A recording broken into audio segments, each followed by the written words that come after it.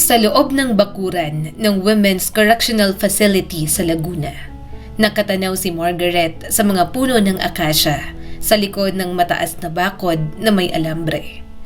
Ilang buwan ding tuyot at halos kalbo ang mga sanga nito.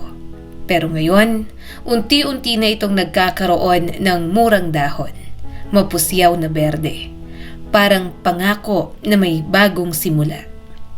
Alam mo, Claire, parang kapatawaran ng tagsibulan, no? Parang may nagpapatawad sa'yo kahit saglit. Sabi ni Margaret, mahina pero may init ang boses. Tahimik lang si Claire. Bahagya siyang tumango pero hindi siya sumagot.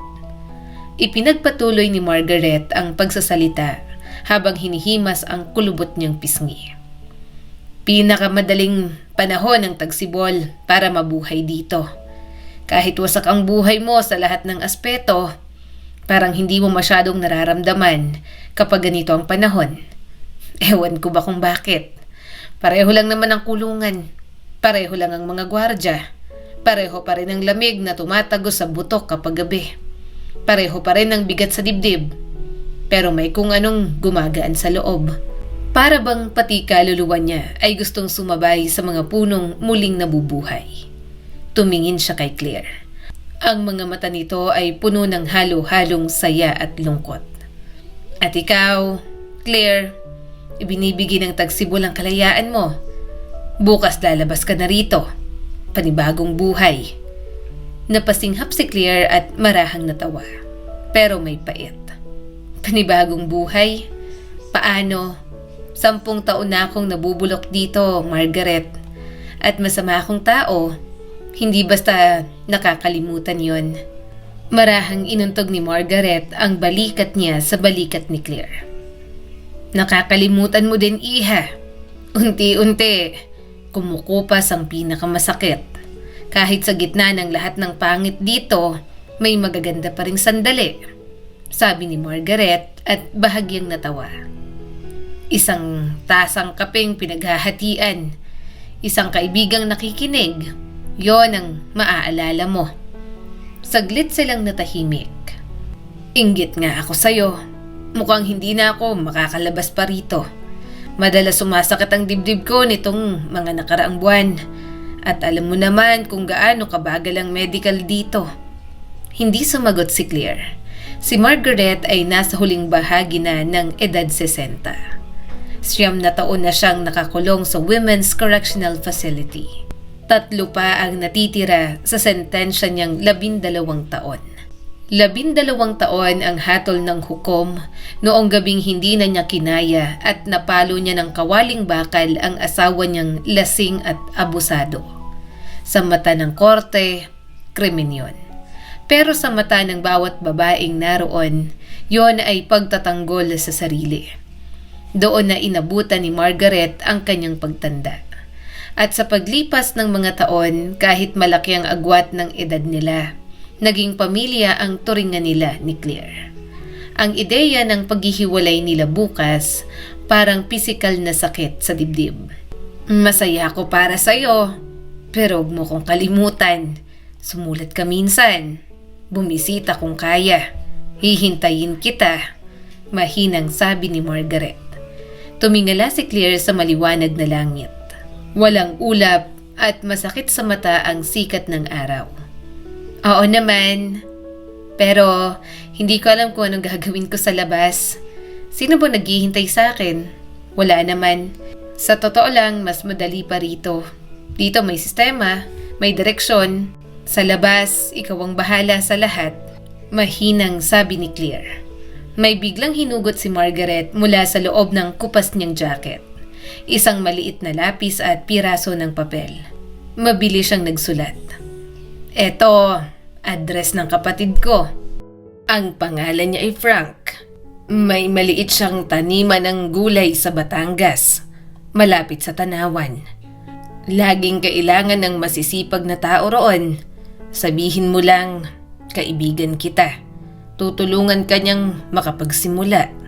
Mabait yun. Inipit niya ang papel sa palad ni Claire. At eto pa. Hinubad niya ang manipis na kwintas sa leeg.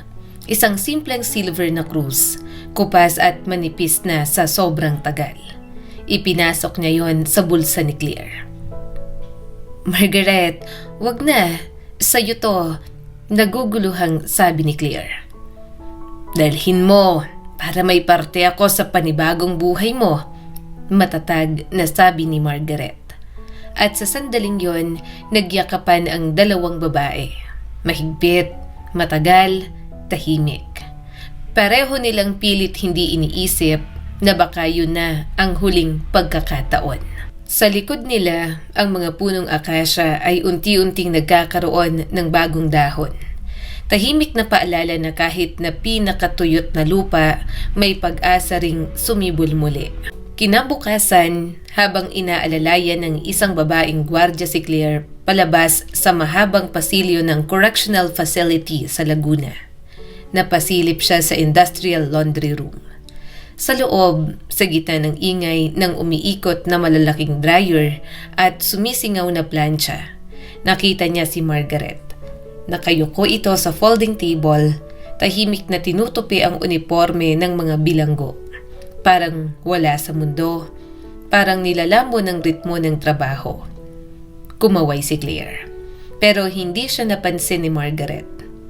"Oh, tara na. Ano, nagustuhan mo yata dito? Gusto mo pa bang bumalik?" Tanong ng guard ng may halong panunuya. Napilitan si Claire ng umiti. Hindi na siya sumagot. Nagpatuloy lang siya sa paglalakad.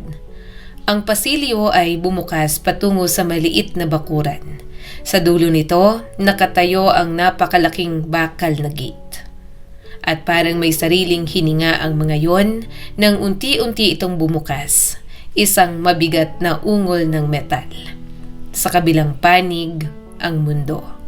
Isang mundo na halos hindi na niya kilala. Huminga ng malalim si Claire. Nanginginig ang dibdib niya. Isinukbit niya ang duffel bag sa balikat at naglakad papalabas. Hindi na siya lumingon. Isang luma at halos walang laman na provincial bus ang naghatid sa kanya papunta sa Maynila. Habang bumabagtas ang bus sa highway, tahimik lang siyang nakatanaw sa bintana. May mga billboard, mga palengke, mga tricycle, mga batang naglalaro sa kalsada. Parang pelikula ang lahat. Parang hindi siya kabilang. Pagdating sa lungsod, bumaba siya at naglakad-lakad lang sa mga kalye ng downtown Manila. Ang mga tao ay nagmamadali, may tumatawa, may kausap sa cellphone, may nagtitinda ng fishball, at may mga estudyanteng nakasuot ng ID lace sa leeg. At siya, parang multo. Hindi nakikita, hindi kabilang. Naupo siya sa isang bangko sa maliit na park malapit sa Pasig River. Bumili siya ng mainit na pandesal sa street vendor. Hindi na uso pero may nagbebenta pa rin sa tabi ng parke. Dahan-dahan niya yung kinagatan. Kalayaan. Mainit ang araw, itinaas ang maputla at payat niyang mukha sa sikat nito. Hinayaan niyang yakapin siya ng init. At sa unang pagkakataon, matapos ang 10 taon, ngumiti siya ng totoo. Walang sumisigaw, walang nagmamadali sa kanya, walang may hinihingi. Inihagis niya ang huling piraso ng tinapay sa isang kalapating naglalakad sa damuhan. Pagkatapos, bumaba siya sa malalapad na hagdan patungo sa ilog. Malakas ang agos ng Pasig River. Kulay kayumanggi ang tubig, dala ng mga tuyong dahon at maliliit na sanga. Tuloy-tuloy ang daloy nito, paikot sa kurbada ng ilog, parang hindi kailanman humihinto. Sumandal si Claire sa railings at pinanood ang agos. Baka doon siya tumagal. Baka doon na lang siya tumitig buong araw. Hanggang sa isang manipis na sigaw ang pumutol sa ingay ng lungsod. "Tulong!" Napakunot ang noo ni Claire. Sa una, inakala niyang guni-guni lang. Pero narinig niya ulit. "Tulungan niyo ako!" Mabilis siyang tumingin sa kahabaan ng ilog. Yung bahagi kung saan may ilang bangkang pangingisda at maliliit na ferry na nakadaong. At doon niya nakita. Isang maliit na batang babae nasa ibabaw ng malaking piraso ng kahoy at mga styrofoam na tila inanod mula sa gilid ng ilog. Palayo ito ng palayo, tinatangay ng agos.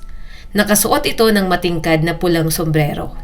May maliit na puting pom-pom sa dulo. Parang ilaw sa gitna ng maruming tubig. "Tulong po!" Tumintig ang balahibo ni Claire. Hindi na siya nag-isip. Hinubad niya ang kanyang jacket at inihagi sa damuhan ang bag niya. Tumakbo siya pababa sa madulas at mabatong gilid ng ilog. Halos madulas siya sa unang hakbang pa lang. Isang maling tapak at bumagsak siya ng hindi kaaya-aya. Gumulong pababa, napasinghap. Mabuti na lamang at hindi siya nabalian. Tumayo siya, nanginginig ang palad dahil sa gasgas. Ngunit hindi niya na yun ininda.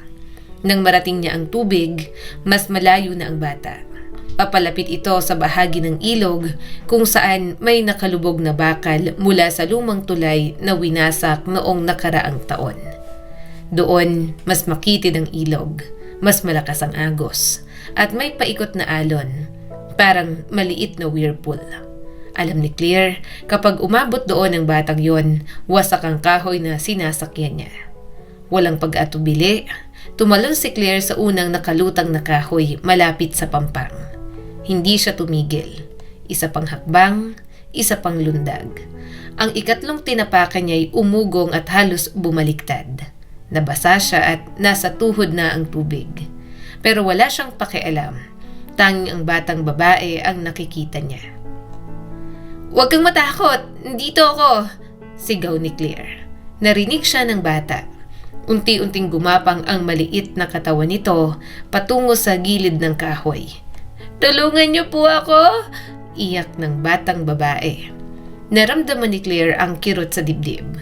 Hindi dahil sa pagod, kundi dahil sa takot. Sa unahan, ilang metro na lang, ang lumang bakal. Humugot siya ng lakas na hindi niya alam kung saan nanggaling. Isang huling malakas na lundag at narating niya ang bata. Agad niya itong niyakap. Maliit, malamig at nanginginig. Sa harap nila, parang may biyaya ang langit. May nakahambalang na malaking punong kahoy na inanod ng baha at nakalutang pero nakasabit sa gilid ng ilog. Hinintay ni Claire na dumaong doon ang kahoy na sinasakyan nila. Dahan-dahan niyang itinulak ang bata papunta sa malaking troso. Pagkatapos ay sumunod siya. Ilang segundo lang ang lumipas at ang kahoy na kanilang sinasakyan kanina ay bumangga sa malaking bakal. Isang malakas na crack. Nabasag yon sa maliit na piraso. Kung hindi sila nakalipat, sigurado iba ang kahihinatnan. Dahan-dahan niyang inalalayan ang bata patungo sa mabatong pampang. Pagdating sa lupa, pareho silang bumagsak sa malamig at basang bato. Hinihingal, nanginginig at walang lakas. Pero buhay naman. Sa unang araw ng kanyang kalayaan, nailigtas niya ang isang buhay. At sa gitna ng pagod at sakit, may kung anong nagising sa loob niya. Isang pakiramdam na matagal nang nawala. Parang pag-asa.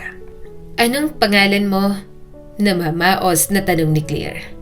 Napalingon ang batang babae. Basa ang buhok at nanginginig pa ang mga kamay. "Ang pangalan ko po ay Lorraine." Ngumiti si Claire kahit ramdam niya ang hapdi ng kanyang mga palad. "Ang ganda ng pangalan mo." Nakahiga si Lorraine sa mabatong pampang. Nakaunat ang mga braso na parang maliit na anghel na nahulog mula sa langit. Si Claire naman ay hindi rin makagalaw agad. Parang puno ng bubog ang kanyang baga sa bawat paghinga. Ang mga binti niya ay parang hindi na sa kanya. Saglit niyang naisip, paano kung doon na lang sila manatili? Dalawang kaluluwang nakahandusay sa gilid ng ilog. Hanggang sa tangayin sila ng agos papunta sa malawak na dagat. Mabagal niyang inilabas mula sa bulsa ang maliit na silver cross ni Margaret. Idinikit niya ito sa kanyang dibdib. Isang tahimik na pasasalamat. Pagkatapos ay pinilit niyang tumayo. Si Lorraine ay nakaupo na ngayon sa isang patag na bato. Naghahagis ng makukulay na maliliit na bato sa tubig na parang walang nangyari. O huwag kang maupo sa malamig na bato, magkakasakit ka. Banayad pero may pag-aalala na sabi ni Claire.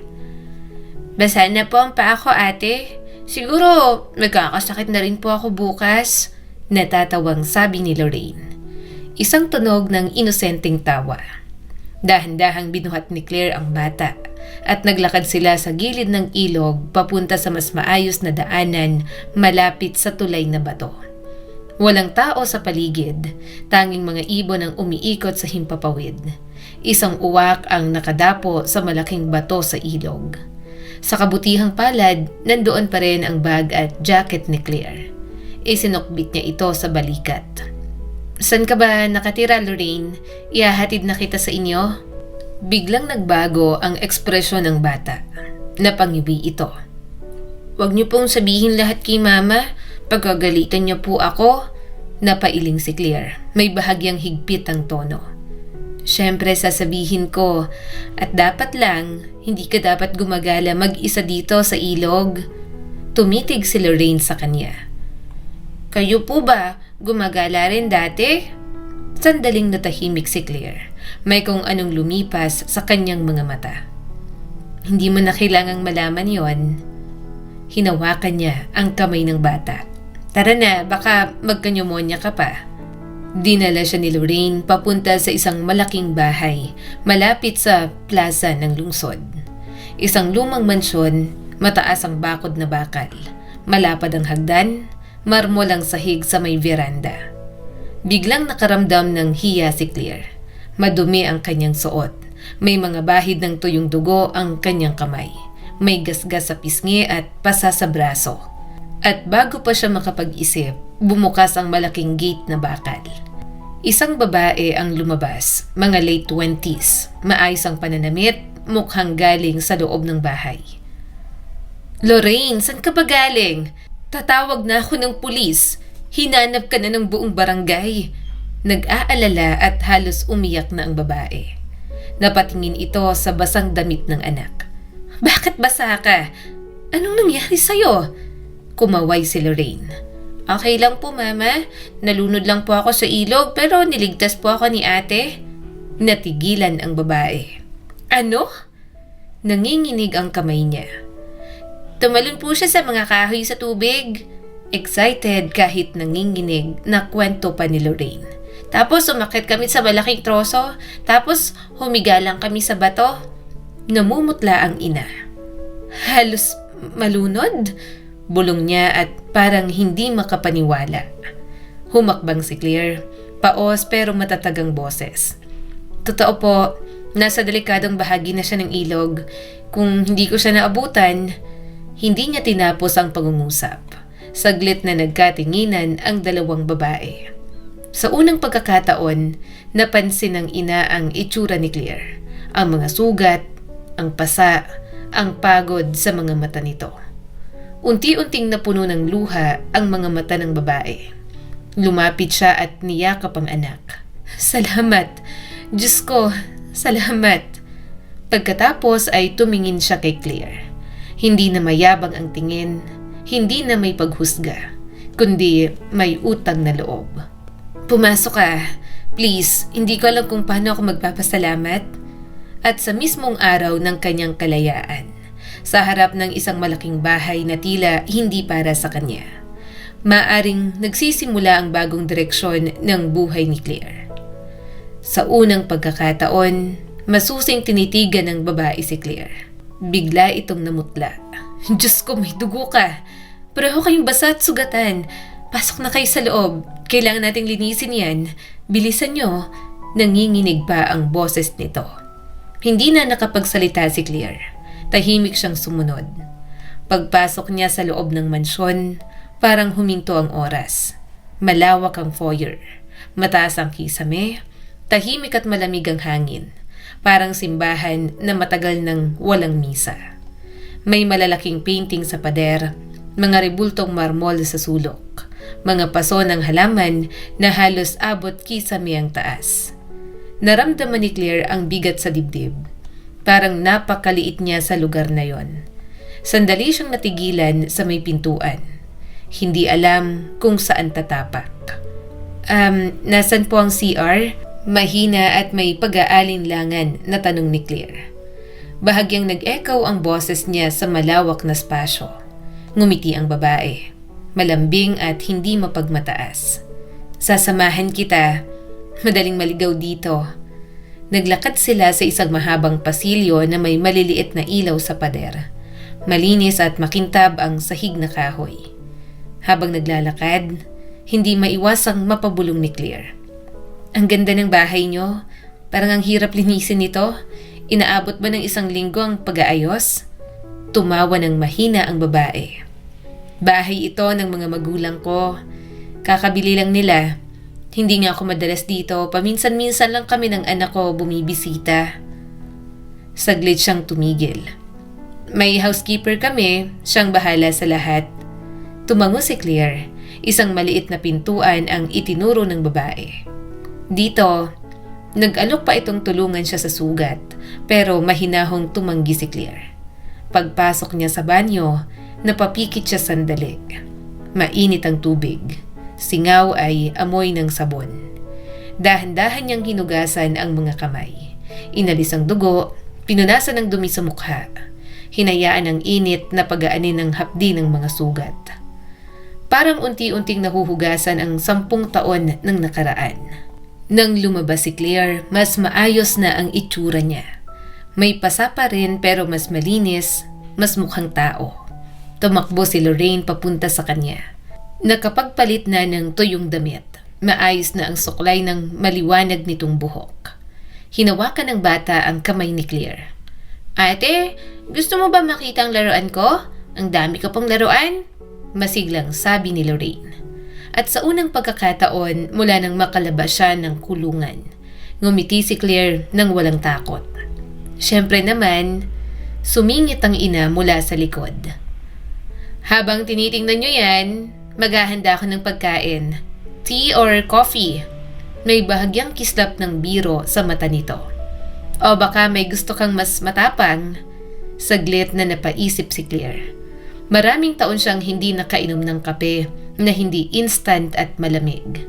Kape po, may asukal, walang creamer? Mahina niyang sabi. Tumango naman ang babae. Habang umaakyat sila ni Lorraine sa hagdan patungo sa kwarto ng bata, may kung anong gumalaw sa puso ni Claire. Hindi ito kulungan, hindi ito selda, hindi ito pasilyo na may bakal. Isang bahay ito. May bata, may tawanan. At sa hindi inaasahang pagkakataon, ang unang araw ng kanyang kalayaan ay hindi nagtapos sa kalungkutan, kundi sa isang tasa ng mainit na kape at munting kamay na humahawak sa kanya. Sumunod si Claire kay Lorraine papunta sa malawak na sala. Pagpasok niya, tila may kung anong kaba ang biglang umakyat sa kanyang dibdib. Naupo siya sa malambot na velvet sofa. Maingat at parang takot na madumihan ito. Ang sala ay elegante pero hindi magarbo. May malalaking kahoy na kasangkapan, makapal na pulang kortina at mga painting ng tanawin at mga religious images na nakasabit sa dingding. Habang nililibot ng kanyang mga mata ang paligid, napahinto siya. May isang malaking kahoy na aparador sa gilid ng dingding. At sa ibabaw nito, isang litrato. Nasa loob ng ukit na kahoy na frame. Isang batang babae, 8 taong gulang, kulot ang buhok at may pink na ribbon. Nanlaki ang mata ni Claire. Hindi siya makahinga. Dahan-dahan siyang tumayo at lumapit. Siya yon. O ang batang siya. Sa sulok ng litrato ay may itim na ribbon. Palatandaan ng pagluluksa. Nanginginig ang mga daliri niya habang inaabot ang frame. Hindi niya namalayang nabangga niya ito. Nalaglag sa sahig at nabiyak ang salamin. Pasensya na, napasinghap na sabi ni Claire. Tahimik na lumapit ang ina ni Lorraine at pinulot ang frame. Huwag kang mag-alala, hindi naman nasira ang litrato. Saglit siyang napangiti. May lungkot sa mga mata. Ang nasa larawan, ang kapatid kong si Eliza. Matagal na siyang nawawala. Hindi pa rin matanggap ng mga magulang ko. Parang umikot ang mundo ni Claire. Napaupo siya. Siya si Eliza. Nanlabo ang kanyang paningin at biglang bumalik ang amoy. Amoy ng basa at amag. Amoy ng lumang sako. Amoy ng usok at dumi. Mga abandonadong gusali, mga istasyon ng tren, mga waiting shed sa bus terminal. Mga mukha na hindi pamilyar at hindi mabait. 6 na taong gulang lang siya nang hablutin siya sa daan pauwi mula sa eskwela. May naglagay ng sako sa ulo niya, may nagbuhat, may nagdala sa kanya sa lungsod na hindi niya kilala. Doon siya napunta sa isang pamilyang namamalimos at nagnanakaw. Maraming bata, may ilan na isang beses lang niyang nakita.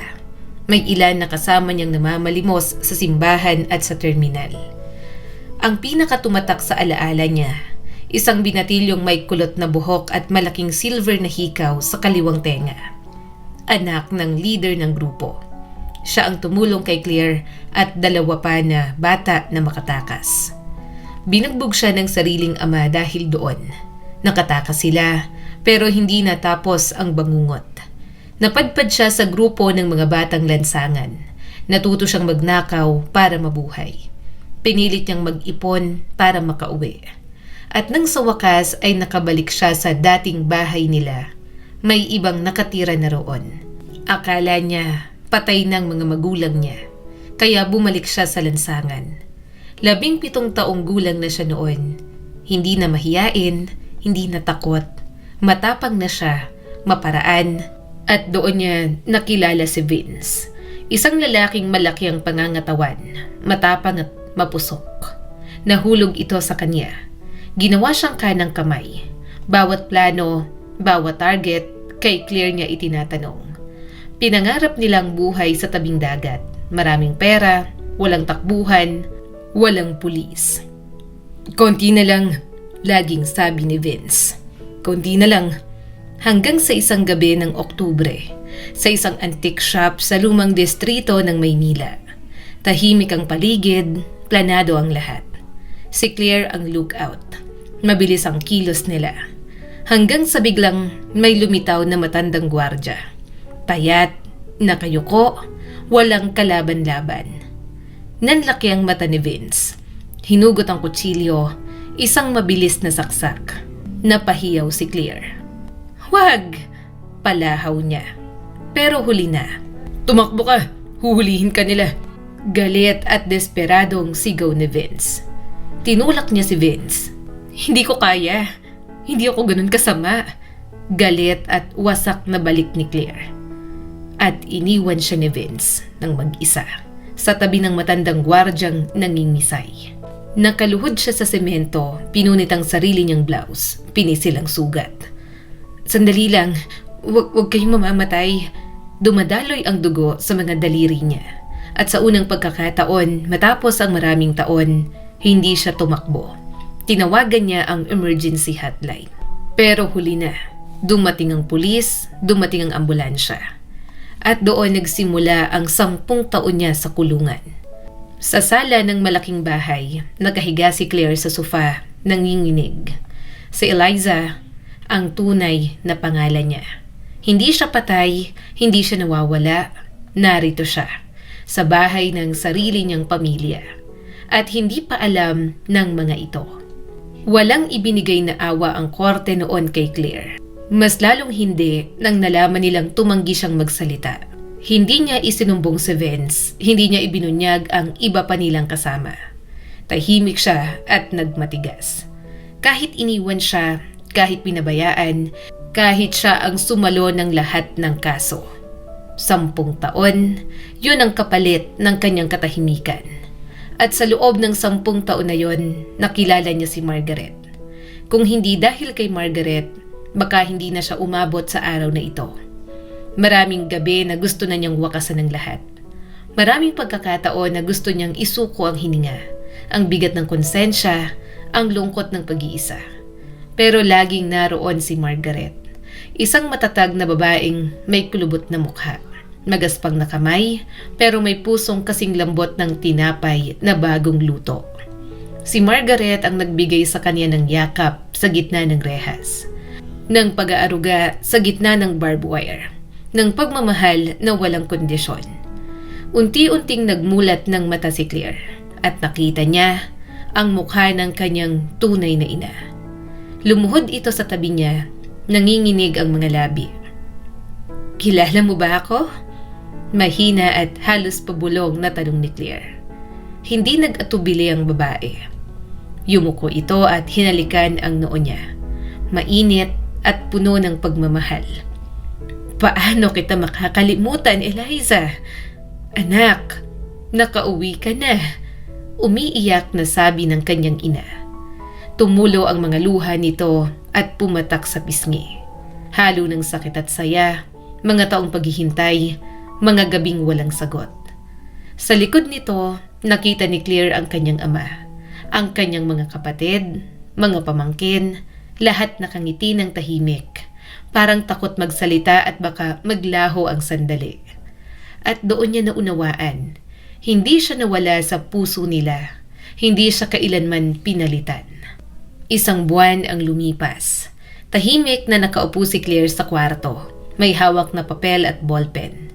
Sumusulat siya. "Ganito ang nangyari, Margaret," isinulat niya. "Nailigtas ko ang isang batang babae at siya pala ang pamangkin ko, si Lorraine." Sandali siyang napangiti. 2 taon matapos ako mawala, nagkaroon ng isa pang anak ang mga magulang ko. Siya ang nanay ni Lorraine. Huminto siya. "Pero huwag mong iisipin na nakalimutan kita. Nakipag-usap kami ng pamilya ko. Nakahanap kami ng mahusay na abogado para sa'yo. Nakita ko na siya. Naniniwala siyang maaari kang magkaroon ng parol." Napahigpit ang hawak niya sa ballpen. "Kaunting tiis na lang, mahal kong kaibigan. Malapit na rin ang kalayaan mo. Mahal kita. Magkikita tayo kung pagkakalooban tayo ng Diyos." Hinagka niya ang liham bago ito tiklupin. Biglang bumukas ang pinto. "Auntie Claire, maglakad tayo. Nangako ka po kanina," masiglang sabi ni Lorraine. Napangiti si Claire at tumayo. Hinawakan ng maliit na ilong ng pamangkin. "Oo naman, saan mo ba gustong pumunta?" "Doon po sa ilog. Makikinig tayo sa mga palaka. Huhulihan mo po ba ako?" Excited na sabi ni Lorraine. Napatawa siya. "Palaka? Nako, yan ang kinatatakutan ko." "Bakit naman po?" "Hindi ko alam. Pero ikaw, bakit gusto mo?" "Ilalagay ko po sa garapon. Titira siya sa kwarto ko." Binuhat ni Claire ang bata at pinaikot ito. Nagahalo ang kanilang tawa sa loob ng kwarto. Mainit ang sikat ng araw na pumasok sa bintana. Wala na ang kulungan, wala na ang rehas, wala na ang dilim. Sa halip, may pamilya, may pag-asa, may bagong simula. Minsan, akala natin ay tapos na ang lahat. Akala natin ang nakaraan ang magdidikta ng ating kinabukasan. Pero ang buhay may sariling paraan ng pagbabalik. Isang maliit na kabutihan, isang batang iniligtas, ang naging tulay pabalik sa tahanan. At minsan, ang kaligtasan ng iba, ang siya ring magliligtas sa atin. Hindi kailanman huli para magsimulang muli. Hindi kailanman nawawala ang pag-asa kahit gaano pa katagal na nawala tayo. Dahil ang tunay na tahanan ay hindi lang ang lugar. Ito ay ang mga taong hindi tumigil sa paghihintay. Ang kwento ni Claire o ni Eliza ay paalala sa atin ng isang mahalagang katotohanan. Hindi ang nakaraan ang huling kabanata ng ating buhay. Maaring nadapa tayo, maaring nagkamali. Maaring nasadlak tayo sa dilim kahit sa maling desisyon o sa mga taong hindi tayo pinahalagahan. Pero hindi ibig sabihin nito na wala ng pag-asa. Laging tatandaan ang kabutihan, gaano man kaliit, ay may kapangyarihang magbukas ng bagong pintuan. Ang tunay na pagbabago ay nagsisimula sa pagpili ng tama. Kahit mahirap, kahit huli na sa tingin ng iba. Hindi rin dapat maliitin ang mga taong nagmamahal sa atin sa gitna ng ating pagkasira. Katulad ni Margaret. Minsan, ang isang taong naniniwala sa atin ang nagiging tulay para hindi tayo tuluyang malugmok. At higit sa lahat, ang pamilya at pag-ibig ay hindi basta nawawala. Maaring matagal, Maaring masakit ang paghihintay, pero ang tunay na pagmamahal ay marunong maghintay. Kaya kung ikaw man ay nasa yugto ng buhay na tila wala ng pag-asa, tandaan mo ito. May liwanag pagkatapos ng dilim, at may tahanang naghihintay para sa pagbabalik mo. Muli, ako po si Skylar Guro at sana may bago na naman kayong natutunan sa kwento natin ngayon. Maraming salamat po.